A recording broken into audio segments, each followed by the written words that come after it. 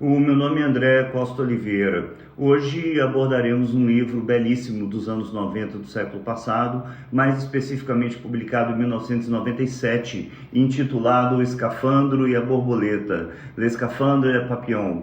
É um livro autobiográfico de autoria de Jean-Dominique Bauby, e que aborda de uma maneira bem impactante temas como as memórias, os arrependimentos, a resiliência, a comunicação e a percepção de vida. Jean-Dominique Bauby era um homem sedutor, cultíssimo, profundamente elegante e bem-sucedido, conhecedor de assuntos como arte, vinhos, gastronomia e por aí vai. Só que em 1995, com 43 anos de idade, época em que trabalhava como editor da revista Elle, uma das mais famosas de toda a França e talvez do mundo, sentiu-se mal enquanto dirigia pelos arredores de Paris. Muito embora tenha sido imediatamente socorrido, Bauby entrou em coma, vindo a despertar somente 20 dias após o acontecimento. O diagnóstico foi um acidente vascular cerebral isquêmico causado por uma trombose na artéria basilar, que irrigava o seu tronco cerebral. Esse tipo de AVC bloqueia o fluxo sanguíneo às regiões responsáveis pelo controle motor,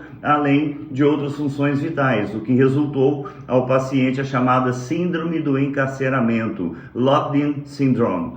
E o que significa exatamente isso? Síndrome do encarceramento, de uma forma bem genérica, é uma condição neurológica raríssima, caracterizada por tetraplegia, paralisia dos 4 membros, e anartria, incapacidade de fala, enquanto a consciência e as funções cognitivas permanecem intactas. Em outras palavras, Jean-Dominique, de uma hora para outra, perdeu literalmente todos os movimentos do seu corpo, exceto a capacidade de piscar um de seus olhos, porém com todas as sensações e a cognição em perfeito estado, ou seja, podendo ouvir, enxergar, sentir cheiro, dor, preservando as lembranças, sonhando ao dormir e atentando-se ao que tudo estava à sua volta. Entretanto, com um corpo inerte para sempre.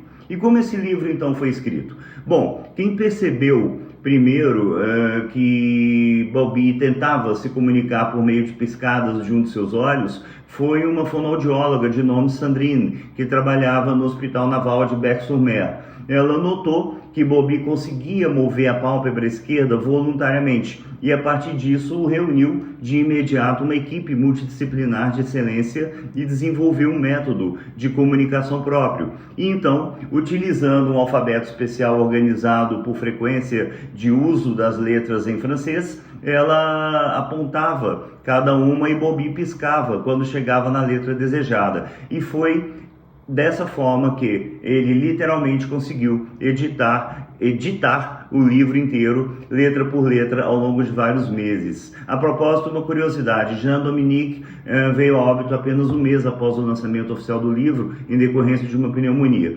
Bom, feitas essas considerações, não é difícil que a gente compreenda agora o título da obra. O escafandro, que é aquele traje pesadíssimo, horroroso, utilizado em mergulhos submarinos de alta profundidade, com uma metáfora ao aprisionamento do seu corpo, e a borboleta, simbolizando a sua mente que continuava ativa, criativa e livre para voar com absoluta liberdade. Ao longo do livro, Bauby compartilha suas memórias, reflexões e a luta diária para se comunicar com o mundo. Ele fala sobre a frustração da sua condição, das coisas que gostaria de ter feito mais intensamente, das coisas que ele não gostaria de ter feito, de valores que ele achava importantes, mas que a posteriori ele próprio viu que eram valores efêmeros, de seus arrependimentos, das pessoas as quais ele queria ter beijado mais e desfrutado das suas companhias, e também reflete sobre a beleza das pequenas coisas que antes passavam despercebidas por ele. Tópicos então que são marcantes. O primeiro deles é a resiliência e a superação, já que mesmo em uma situação extrema, Bauby encontra formas de se expressar e dar significado à sua própria vida, e sem sentir autopiedade, é importante que se diga. Em outras palavras, a escrita torna-se um mecanismo de sublimação, permitindo que ele se reinvente, expresse a sua angústia e reconstrua a sua identidade. Isso nos revela a importância da comunicação, porque o método de escrita de seu livro é um testemunho magnífico da força da linguagem, da criatividade e da necessidade de se conectar a outras pessoas, eu diria até como uma forma de sobrevivência. E aí não há como não mencionar Lacan, por exemplo, quando enfatiza que o sujeito é estruturado pela linguagem.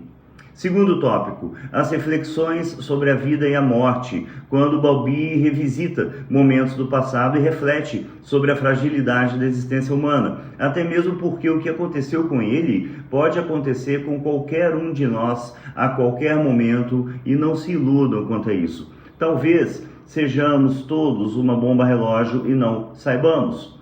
Em verdade, eu mesmo até acredito que, de alguma forma, todos somos, sim, uma bomba relógio acionadas com contagem regressiva, mas isso daí já é outra história, até mesmo porque não é lá muito prudente pensar nisso o tempo todo. Terceiro tópico importante, a apreciação do presente, quando pequenos gestos e sensações ganham um novo valor no momento em que se perde a liberdade física. E por último, uma reflexão a vocês todos.